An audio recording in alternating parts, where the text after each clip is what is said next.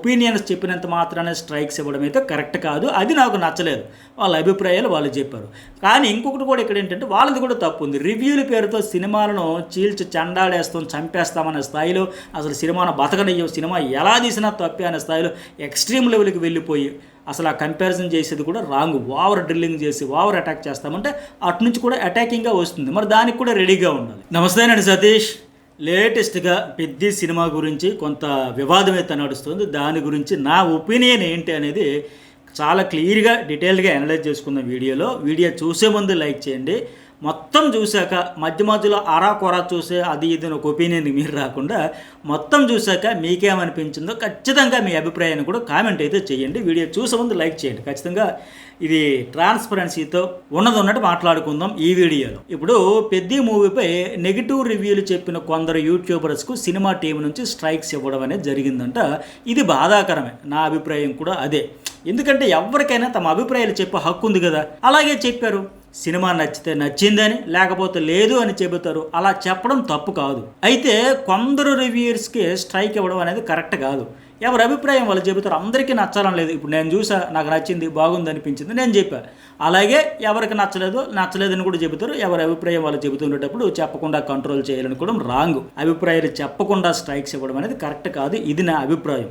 అయితే ఇక్కడ ఇంకొకటి ఏంటంటే, ఈ డైరెక్టర్ బుచ్చిబాబు కూడా ఈ కాంట్రవర్సీ ఏదైతే నడుస్తుందో మహిళల పట్ల నాకు గౌరవం ఉంది, కొన్ని సీన్లపై అభ్యంతరం వ్యక్తం చేస్తున్న విమర్శలను కూడా మేము సీరియస్గానే తీసుకున్నాం అంటూ బహిరంగంగానే క్షమాపణ చెప్పారు. ఫ్యూచర్లో అట్లాంటి పొరపాట్లు జరగకుండా చూసుకుంటామని కూడా చెప్పాడు. ఒక సినిమా వల్ల ఒక స్ఫూర్తి పొందడానికి, లేదా ఒక మంచి సినిమా చూసి మనం ఫీల్ కలగడానికి, ఒక ఎంటర్టైన్మెంట్ కోసం మేము తీస్తాం తప్ప ఎవరినో ఇబ్బంది పెట్టాలని, అసౌకర్యాన్ని కలిగించాలని, అగౌరవపరచాలని మాకు ఆ ఉద్దేశం ఉండదమ్మా అంటూ ఆయన కూడా క్షమాపణ చెప్పాడు. ఎందుకోసం అంటే మెయిన్ పెద్ద సినిమాలో హీరోయిన్ క్యారెక్టర్స్పై కొన్ని విమర్శలు తీవ్రంగా వచ్చాయి. అవి మా దృష్టికి వచ్చాయి. వాటిని మేము యాక్సెప్ట్ చేస్తున్నామంటూ ఆయన కూడా అంగీకరించాడు. సో ఆ సినిమాలో ఆ సన్నివేశాల వల్ల ఎవరు మనోభావాలను దెబ్బతింటే మనస్ఫూర్తిగా క్షమాపణ కోరుతున్నాను అంటూ చెప్పాడు. వాటన్నింటికి చాలా ట్రోల్స్ వస్తాయి, విమర్శలు వస్తాయి. వాటన్నింటిని గమనించే ఆ సిచ్యువేషన్స్, ఆ సన్నివేశాలన్నీ కూడా మార్పులు చేయాలని కూడా మేము అనుకుంటున్నాము అంటే ఆయన చెప్పాడు. ఇంతే కదా. ఒక సద్విమర్శ చేసేటప్పుడు చాలా పాజిటివ్గా తీసుకుని క్షమాపణ చెప్పి ఫ్యూచర్లో మళ్ళీ అలాంటి పొరపాట్లు జరగకుండా మార్చుకుంటామని చెప్పాడు. ఇప్పుడు విమర్శలు చేయబట్టే, రివ్యూల్లో కూడా దాని గురించి ప్రశ్నించబట్టే, మాట్లాడబట్టే ఆయన కూడా తీసుకున్నాడు, యాక్సెప్ట్ చేశాడు. ఓకే, మరి ఎందుకు స్ట్రైక్స్ ఇచ్చారు అంటే, నెగిటివ్ రివ్యూలు చెబితే స్ట్రైక్స్ ఇచ్చేస్తారా? నెగిటివ్గా రివ్యూలు చెప్పకూడదా? సినిమా నచ్చకపోతే నచ్చలేదని చెప్పకూడదా? అలా చెప్పినందుకే స్ట్రైక్స్ ఇచ్చారా ఏంటి అనేది కూడా నేను ఒకసారి ఆ రివ్యూలన్నీ చూసా. ఎందుకంటే ఈ సినిమా గురించి నేను సినిమా చూసాక నాకు అనిపించిన అభిప్రాయం కూడా రివ్యూ చెప్పి నాలాంటి వాళ్ళు చాలామంది ఇచ్చారు. మరి కొందరికే ఎందుకు ఇచ్చారు స్ట్రైక్స్ అని చూశాను నేను. అసలు ఏం చెప్పారు, వాళ్ళ అభ్యంతరం ఏంటని చూస్తే అందరూ కూడా ప్లస్లు చెప్పారు, మైనస్లు చెప్పారు. పలానా సీన్ బాగుంది, ఫైట్ బాగుంది, పాట బాగుంది, లేదా పలానా సీన్ బాగాలేదు, అది నచ్చలేదు అని పాజిటివ్ నెగిటివ్ రెండూ చెప్పారు. మిక్స్డ్ టాక్ అయితే చెప్పారు. కానీ పర్టికులర్గా ఒక పర్సన్ గురించి చెప్పాలి. ఆ పర్సన్ చెప్పిన రివ్యూ గురించి కూడా ఇక్కడ నా అభిప్రాయం చెబుతాను. ఇప్పుడు ఆయన సినిమా చూసి వచ్చి తన అభిప్రాయం ఎట్లా చెప్పాడో నేను కూడా ఈ వివాదంపై, ఆయన రివ్యూపై అలాగే నా అభిప్రాయం చెబుతా. ఆయన పేరైతే చెప్పక్కర్లా, మొత్తం చూస్తే మీకు అర్థమైపోతుంది. ఇప్పటికే అర్థమైపోయి ఉంటుంది ఎవరు ఏంటి అనేది. ఇప్పుడు ఆయన చెప్పింది అయితే, రివ్యూ పేరుతో ఆయన చెప్పింది అయితే అసలు అది రివ్యూలా అనిపించలేదు నాకు. డైరెక్ట్ అటాకింగ్, ఒక drilling, over drilling, hate speech అంతా కనిపించింది అందులో. ఏదో పర్సనల్ ఫ్రస్ట్రేషన్తోనో ఇంకేదో టార్గెట్ చేద్దామనో ఫిక్స్ అయిపోయి నెగిటివ్ మాత్రమే చెప్పాలని ఫిక్స్ అయిపోయి వచ్చినట్టే ప్రతి సీన్ గురించి మైక్రో అబ్జర్వేషన్తో కోడిగుడ్డు మీద ఈకల పీకడం అంటారు కదా, అలా ప్రతి దాన్ని తప్పుబట్టి అటాకింగ్ మోడ్లోని ఫస్ట్ నుంచి లాస్ట్ వరకు ఆ హేట్ స్పీచ్తోనే విమర్శించారు ఆయన. కొద్దిసేపు రివ్యూ చూసేసరికి అరే అసలు ఇదేం రివ్యూ రా భయ్ అని నాకైతే అనిపించింది. ఇంత హేట్ స్పీచ్ ఎందుకు అనిపించింది, అంత నెగిటివిటీ స్ప్రెడ్ చేయడం ఎందుకు, అంత పర్సనల్ అటాకింగ్ అనే ఫీలింగ్ నాకు వచ్చింది. ప్రతి పాయింట్లో నెగిటివ్ మాత్రమే చూసా. నెగిటివ్ను కూడా ఎక్స్ట్రీమ్ లెవెల్కి తీసుకుపోయి పాత సినిమాలతో పోల్చి, అట్లా ఒకటి కాదు రెండు కాదు, పాత సినిమాలతో, పాత సీన్లతో, ఇక ఇతర ఆర్టిస్టులతో రకరకాల పోలికలు పోల్చుతూ అనేక వంకలు వెతుకుతూ తప్పుపడుతూ చాలా సినిమాలతో, చాలా సీన్లతో ఆ సినిమా మీద, ఇప్పుడు ఏదైతే పెద్ద సినిమా మీద ఒక కసి, కోపం, ద్వేషంతోనే ఈ హేట్ స్పీచ్ని చెప్పినట్టు, అటాకింగ్ చేసినట్టు అనిపించింది నాకు. అసలు అంత అవసరమా? అంత హేట్రెడ్తో టార్గెట్ చేసి మరి అటాకింగ్ చేసి చెబితే ఖచ్చితంగా అందరికీ ఎఫెక్ట్ అవుతుంది. అట్లా రాను రాను అందరికీ ఈ స్ట్రైకులు ఇవన్నీ కూడా మొత్తం ఓవరాల్గా తీగే దిగిపోద్ది లింక్ అనేది. ఆయన రివ్యూ చూసాక అలాంటి 1-2 రివ్యూలను బేస్ చేసుకునే కొందరికి ఈ స్ట్రైక్స్ కొట్టారని నాకు అనిపించింది. ఇప్పుడు ఆయన ఎలాగైతే ఆయన ఫీలింగ్ చెప్పాడో ఆయన రివ్యూ చూసాక నాకు కూడా ఇప్పుడు అదే అనిపించింది. ఓహో, ఎందుకు ఇతడికి స్ట్రైక్ ఇచ్చారు అంటే ఎంత హేట్ స్పీచ్ అయితే మరి ఏం చేస్తారు, టార్గెట్ చేసి ఓవర్ డ్రిల్లింగ్ చేసేయడము. అందువల్ల ఇతడితో పాటు మరి ఇంకా ఇలాంటి వాళ్ళు ఇంకెవరైనా ఉన్నారని చెప్పేసి కావాలని వాళ్ళు చేశారు నాకు అనిపించింది. ఎందుకంటే మరి ఈ సినిమాలు ఏం మైనస్ లేవంటే ఎందుకు లేవు, ఉన్నాయి. ఇందులోనే కాదు, block buster super duper hits 100 కోట్లు కలెక్షన్లు రాబట్టుకున్న సినిమాల్లో కూడా ఉన్నాయి. పుష్ప సినిమా, బాహుబలి, దురంధర్, ప్రతి సినిమాలో కూడా ఉంటాయండి. కానీ ఆయా సినిమాల్లో ఆ 2 సీన్లు నచ్చలేదు, ఫలానా సీన్ ఇంకా ట్విస్ట్ ఇస్తే బాగుండేది, సాదా సీదాగా తీసేశారు అని చెప్పడం వేరు. కానీ ఇలా ఒక రివ్యూలో ప్రతి సీన్ గురించి పోస్ట్ మార్టం ప్రతి సీన్ తీయడం, దాని గురించి ఎక్స్ట్రీమ్ లెవెల్కి వెళ్ళిపోయి చెప్పడం పర్సనల్ అటాకింగ్ అనిపిస్తుంది. అది నాకేమనిపించిందంటే ఆయన రివ్యూ చూసాక బుచ్చిబాబు కాదు కదా, స్వయంగా దేవుడే దిగివచ్చి సినిమా తీసిన ఆ రివ్యూయర్కి నచ్చదో నాకు అర్థమైంది. అంత దారుణంగా తీవ్రంగా విమర్శిస్తున్నాడు ఆయన.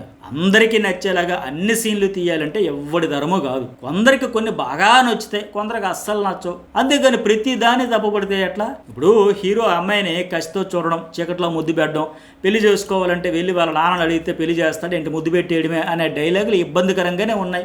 అవి అభ్యంతరకరమే, అవి బాగోలేదు, అలా తీయకుండా ఉండాల్సింది. మహిళలను కించపరిచేలా ఉంది.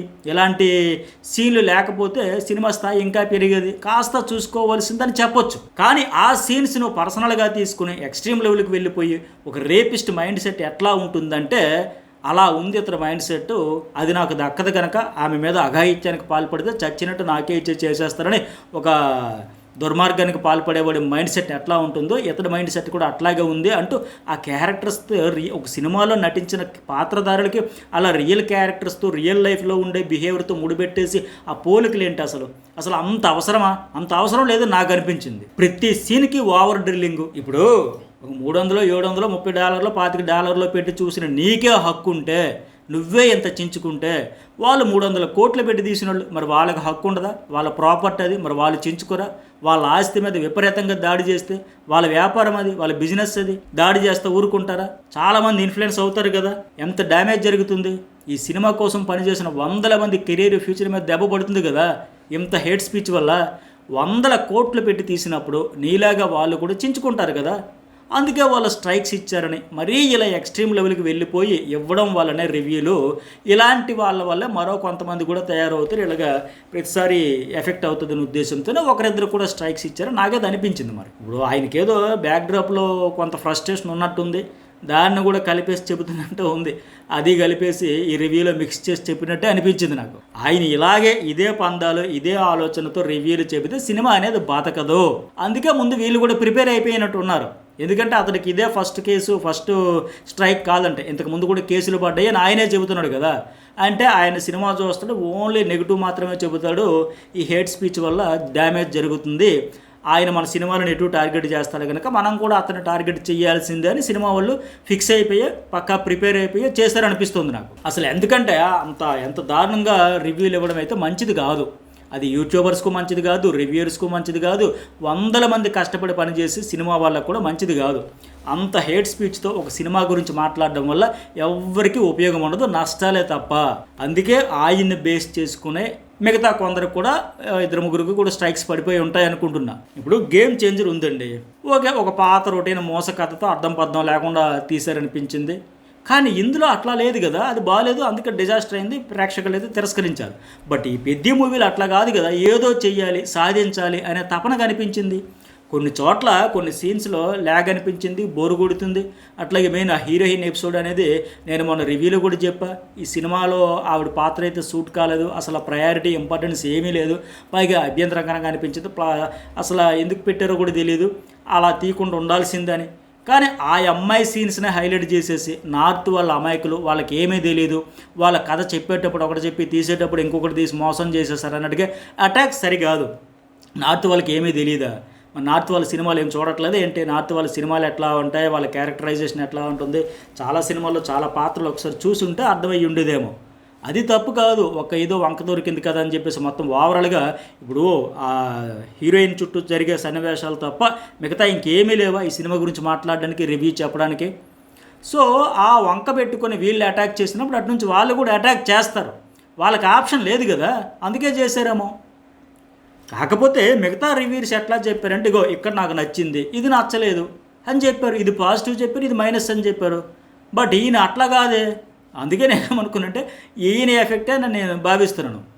ఇప్పుడు నేను కామన్ మ్యాన్గా వెళ్ళి ఆ మూవీ చూసినప్పుడు అమ్మాయి సీన్లు ఏంట్రా బాబు, ఈ అమ్మాయికి బ్యాడ్ లక్ ఏందో తెలియదు, మంచి అవకాశాలు రావట్లేదు, పోనీ పెద్ద సినిమాలు దేవరా పెద్ద ఇలాంటి పెద్ద సినిమాల్లో ఛాన్సులు వచ్చినా మంచి పాత్రలు పడట్లేదు, ఇలాంటి పాత్రలతో ఏం ఉపయోగం, ఇంతకంటే మంచి పాత్రలు వస్తే బాగుండు అని నాకు అనిపించింది. ఇలాంటి సీన్లు తీయకుండా ఉంటే బాగుండు అని అనిపించింది.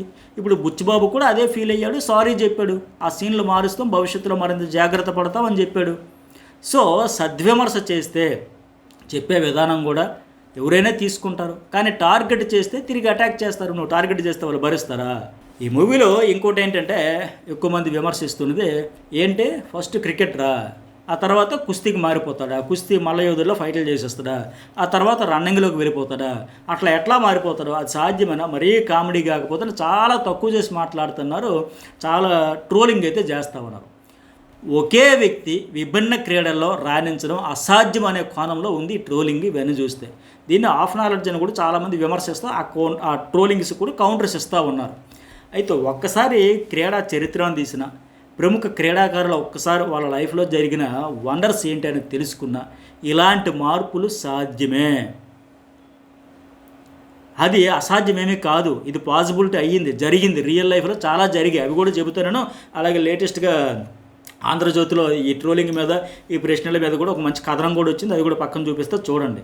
ఇప్పుడు ఎన్ని గేముల్లోకి చేంజ్ అయిపోయాడు, ఫస్ట్ ఒకటేమో క్రికెట్ అన్నాడు, కుస్తీ అన్నాడు, తర్వాత రన్నింగ్ అన్నాడు, ఇట్లా గేమ్స్లోకి చేంజ్ అయిపోయాడు అనే రివర్స్లోనే వెళ్తున్నారు తప్ప అక్కడ పాజిటివ్గా ఆలోచిస్తే అసలు పాయింట్ ఏంటి, అక్కడ డైరెక్టర్ కానీ ఆ హీరో క్యారెక్టరైజేషన్ ద్వారా చెప్పాలనుకునేది ఏంటి అనేది ఆలోచించట్లే. ఒక వ్యక్తి మనస వాచ కర్మాన నమ్మితే, ఆత్మవిశ్వాసం నిండుగా ఉంటే ఏదైనా సాధించవచ్చు, ఉన్నది ఒక్కటే లైఫ్, మళ్ళీ పుడతామే ఎటు సిప్మి అనే దాంట్లో ఉన్నది అర్థం అది.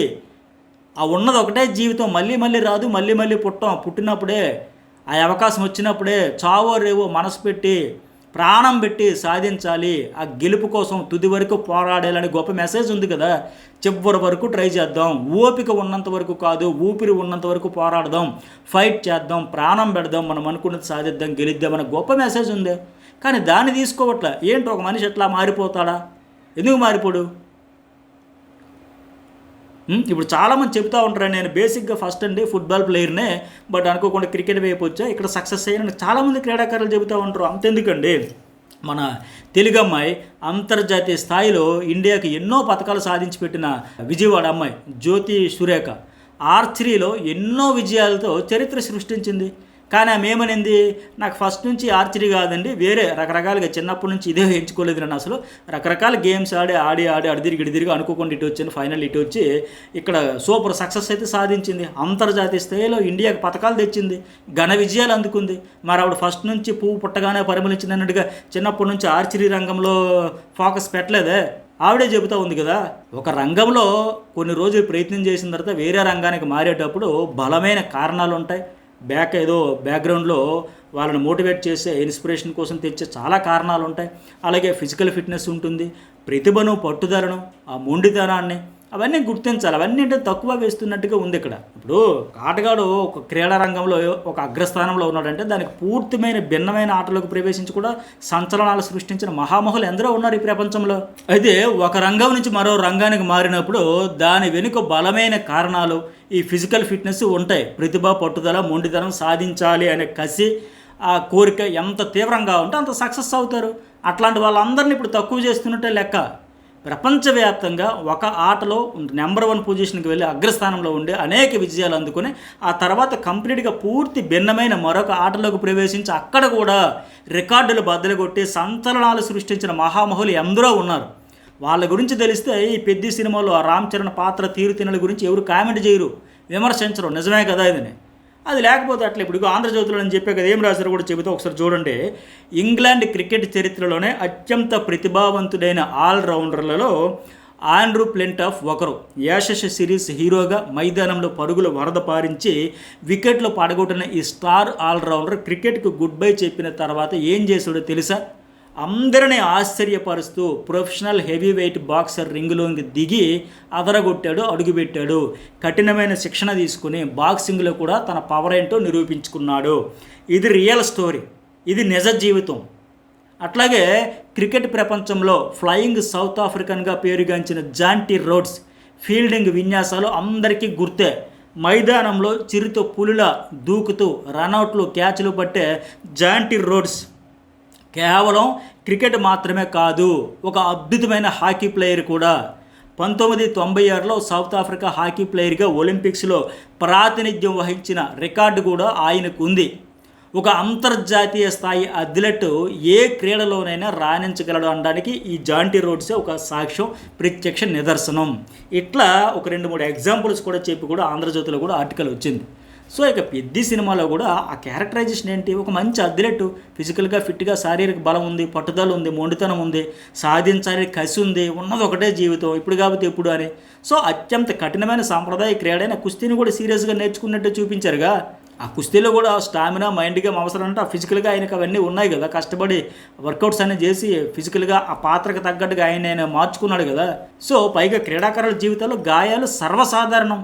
ఆ క్రమంలో ఆటగాడిగా ఒక కాలు సహకరించకపోతే కెరీర్ ముగిసిపోయిందని అందరూ అనుకుంటే, ఈయన గుండె నిండా పట్టుదల ఉన్నాడు కనుక ఆగిపోకుండా మళ్ళీ ఎలాగైనా సాధించాలని ఆ కుస్తీ నుంచి ఆ రన్నింగ్ సామర్థ్యానికి, రన్నింగ్లోకి వచ్చినా సరే ఆయన మొండితనంతో, గుండె ధైర్యంతో, ఆత్మవిశ్వాసంతో సాధించాలి అనే పట్టుదలతో ముందుకు వేస్తాడు అడుగులు. ఇది కేవలం ఒక సినిమాయే కాదు, గాయాల వల్ల తమ క్రీడలను మార్చుకొని ఒలింపిక్స్లో మెడల్స్ గెలిచిన ఎందరో రియల్ హీరోల కథ. ఒక క్రీడాకారుడికి బేసిక్ ఫిట్నెస్, రన్నింగ్ సామర్థ్యం, మానసిక దృఢత్వం ఉంటే అతను ఏ క్రీడనైనా త్వరగా అందిపుచ్చుకోగలడంటూ ఇప్పుడు ఆ ఆర్టికల్ స్టోరీ కూడా రాసుకోవచ్చు. ఇవి రియల్ లైఫ్లో జరుగుతున్న ఇన్సిడెంట్సే. సినిమాలు అంటే ఎక్కడి నుంచి వస్తాయి? సినిమా కథలన్నీ రియల్ జీవితాల్లో జరిగినవే తీసుకొని ఇన్స్పిరేషన్ అయ్యి దానికి వీళ్ళ క్రియేటివ్ ఫ్రీడమ్ యాడ్ చేసుకుని ప్రేక్షకులను అలరించడానికి, ఎంటర్టైన్ చేయడానికి మంచిగా సినిమాలు తీస్తారు 100 కోట్లు ఖర్చు పెట్టి. రియల్ లైఫ్లో ఇలా మన కళ్ళ ముందే జరుగుతున్న సాక్ష్యాలు, అద్భుతాలు ఇలా క్రీడాకారులు సాధించినప్పుడు క్రియేటివ్ ఫ్రీడమ్ తీసుకుని సినిమా తీస్తే తప్ప? తప్పులు వెతికేద్దాం, నెగిటివ్ పాయింట్లు చెప్పేద్దాం, డ్రిల్లింగ్ చేసేద్దాం, టార్గెట్ చేసేద్దాం, మనం సెంటర్ ఆఫ్ అట్రాక్షన్ అయిపోదాం, మన మీద ఫోకస్ ఉండాలి, మన అటెన్షన్ గ్రాబ్ కావాలనుకునేటప్పుడు విమర్శించడానికే మనం సినిమా చూద్దాం, విమర్శలు చెప్పడానికే రివ్యూ చెబుదాం అనుకుంటే అన్నీ అలాగే కనబడతాయి. నేను కామన్ ఆడియన్గా సినిమా చూసా, నాకేమనిపించిందంటే అరే చిన్న చిన్న ఉంటాయండి మైనస్లు, నేను ఇంతకుముందు చెప్పినట్టుగా, రివ్యూలో చెప్పినట్టు, ఈ వీడియోలో ఇంతకుముందు చెప్పినట్టుగా. కానీ నాకేమనిపించింది, ఒక్కటే జీవితం, ఈ ఒక్క జీవితంలోనే కాంప్రమైజ్ కావద్దు, ఏదైనా సాధించవచ్చు అని అనిపించింది. ట్రై చేశాడు, దారులన్నీ మూసుకుపోయి చీకటి అయిపోతుంది. అక్కడ కామన్ మ్యాన్గా చూసేవాడికి ఏమనిపిస్తుందంటే, నాకేమనిపించిందంటే ఆటంకాలు వచ్చే, కాలు పోతే ఇంకా ఎలా ట్రై చేయాలో చేశాడు. కానీ రామ్ చరణ్ లాంటి వాళ్ళు అలా చేస్తారు. రామ్ చరణ్ ఆ క్యారెక్టర్ చేశాడు, రామ్ చరణ్ అవును దేవుడా కాదు కదా, అంతోడు దేవుడు వచ్చి ఇలా చేశాడు అనడానికి. ఆయన క్యారెక్టర్లో ఆ పాత్ర ఎట్లా బిహేవ్ చేస్తుందండి, ఎట్లా యాక్ట్ చేస్తుందంటే ఆయన అట్లా చేశాడు. ఆయన ఫస్ట్ ఏమది క్రికెట్, తర్వాత కుస్తీ తర్వాత రన్నింగ్, ఇట్లా ఆ క్యారెక్టర్ డిమాండ్ చేసింది కనుక దానికి పూర్తి న్యాయం చేశాడు ఆయన. చాలా కష్టపడి కొన్ని సీన్లు బాగోకపోతే బాగోలేదని చెప్పాలి. ఇప్పుడు జాన్వీ కపూర్ సీన్లు బాగోలేదని చెప్పాలి. కానీ మొత్తం సినిమాయే వేస్ట్, చూడడమే వేస్ట్ అన్నట్టుగా చెబితే ఆడియన్స్ కూడా ఇన్ఫ్లుయెన్స్ అయిపోతారు, చూడకుండా పోతారు, కంపు అయిపోతుంది సినిమా తలకి బిజినెస్. అది వాళ్ళకి ఇప్పుడు సినిమా టీంకి మండుతుంది, అందుకే వాళ్ళు టార్గెట్ చేస్తారు. ఎందుకు చేయరు? మరీ ఎక్స్ట్రీమ్ లెవెల్కి వెళ్ళిపోయి కొందరండి విమర్శలు ఎట్లా ఉందంటే, అసలేంది బస్సే లేని ఊరికి ట్రైన్ ఆపడం ఏంటి అని కొంతమంది, 2 నిమిషాలు ట్రైన్ ఆపిస్తే ఊరు మారిపోద్దా, బతుకు మారిపోద్ది అంట. ఇవి అర్థం లేని విమర్శలు. ఇప్పుడు కొండ పక్కన ఊరుంది, అప్పుడు ఎప్పుడో బ్రిటిష్ టైంలో ట్రైన్ వేశారు, అవి రియల్గా జరిగేది. అది ఆపితే మాకు దగ్గర అవుద్ది, ఆల్రెడీ దూరంగా వెళ్ళిపోతున్నాం, మా ఊరికి దగ్గరగా వచ్చి అలా దూరంగా అందరికి వెళ్ళిపోతున్న ఆ ట్రైన్ మాకు ఆపితే మాకు ఉపయోగపడుద్ది అనేది కాన్సెప్ట్. అది తప్ప. ఇప్పుడు చాలా పల్లెటూర్లు, పట్టణాలకు రోడ్లు లేవు, కానీ ట్రైన్స్ ఉంటాయి. ఎందుకు ఉంటాయంటే పూర్వకాలంలో బ్రిటిష్ వాళ్ళు ట్రాన్స్పోర్ట్ కోసం, వాళ్ళ కంఫర్ట్ కోసం కొన్ని కంపెనీలు, ఫ్యాక్టరీలు కోసం వాళ్ళు ట్రైన్స్ వేశారు. సో దానివల్ల అట్లాగే వీళ్ళ ఊరు కూడా ఉంది, దానికి ఆపి ఉంటే బాగుండేది వాళ్ళ కోరిక, తప్పే ఉంది. కానీ వీళ్ళేమంటారు, ముందు బస్సు వేసి తర్వాత ట్రైన్ వేయాలి, అసలు బస్సే లేదు, బస్సు లేనివాడికి ట్రైన్ ఏంటి, బస్సు వేసాకే ట్రైన్ అదేమన్నా రూలా? ఎలా విమర్శిస్తారంటే బోడిగుండుకు మోకాలకి ముడిపెట్టడం అంటే ఇదే. ప్రతిదీ వితండవాదం చేస్తే అన్ని విమర్శలాగే కనిపిస్తాయి. కొన్ని మైనస్లు ఉంటే దాన్నే తీసుకుని దాన్నే హైలైట్ చేసి దాన్నే ఎక్స్ట్రీమ్ లెవెల్కి తీసుకెళ్ళిపోకుండా ఇలాంటి ఇన్స్పిరేషన్ సీన్స్ కూడా ఉన్నాయి కదా, అవి ఎందుకు చూడట్లా? ఇప్పుడు కామన్ మ్యాన్కి ఒకటే అనిపిస్తుంది, ఒకటే ఫీలింగ్ వస్తుంది, ఇది తీసి పారేయాల్సిన సినిమా కాదు, ఒక్కసారైనా చూడాల్సిన సినిమాయే ఖచ్చితంగా. ఆ లాస్ట్లో ఎమోషన్ కానీ పూర్తిగా ఇక ఓడిపోయాడు, ఇంకా అవ్వదు, వాడికి ఏమి లేదు, చీకట మిగిలింది అనుకునేటప్పుడు చిన్నగా మెనుగురు పురుగులాగా కనబడిన ఆ వెలుగుతో మళ్ళీ ముందుకెళ్ళాడు, సక్సెస్ అయ్యాడు, సాధించాడు అనేది కామన్ ఆడియన్స్ కనిపిస్తుంది. చుట్టూ చీకట్ల ముసురుకున్నప్పుడు ఆ చిన్న దీపంలా కనిపించే దాన్ని పట్టుకొని మొత్తం జీవితం అంతా వెలుగులు నింపుకోవచ్చు అని ఒక ఇన్స్పిరేషన్ ఉంది. పోనీలేరా బాబు, అంత కష్టపడ్డాడు, అంత తపన పడ్డాడు, అంత బాధపడ్డాడు, ఆయన కష్టాలు అనిపించి ఫైనల్లీ ఆ మినుగురు పురుగులా కనిపించిన ఆ దీపంతోనే మళ్ళీ వెలుగులు నింపుకున్నాడు, సాధించాడు, సక్సెస్ అయ్యాడు. అది ఇన్స్పిరేషన్. ఒక పాజిటివ్ మైండ్తో ఆలోచిస్తే అవి కనిపిస్తాయి. అంతే తప్ప కోడిగుడ్డు మీద ఏకల బిగితే అంతా నెగిటివ్గా కనిపిస్తుంది. ఫైనల్గా ఒకటేమంటే ఒపీనియన్స్ చెబితే నేను స్టార్టింగ్లో చెప్పినట్టుగా మనం ఎక్స్ట్రీమ్ లెవెల్కి వెళ్ళిపోయి చెప్పేటప్పుడు వాళ్ళు కూడా ఎక్స్ట్రీమ్ లెవెల్కి వెళ్ళిపోయి 100 కోట్లు పెట్టినట్టు ఊరుకుంటాడా? వాళ్ళు బిజినెస్ పాడు చేస్తూ ఉంటే వాళ్ళు కూడా అట్లాగే స్పందిస్తారు. మనతో పాటు ఏంటంటే ఒక నలుగురిని కూడా బలి తీసుకోవాలని ట్రై చేస్తారు. మరి మీకేమనిపించింది? ఖచ్చితంగా ఎవరి తప్పు ఎవరిది రైట్ ఏమనిపించింది? మీ అభిప్రాయం ఏంటి? రివ్యూర్స్ మీద కావచ్చు, సినిమా వాళ్ళ మీద కావచ్చు, ఏంటి ఈ సినిమా గురించి కూడా ఖచ్చితంగా కామెంట్ పెట్టండి. ఈ వీడియోకి లైక్ చేయకపోతే లైక్ చేయండి.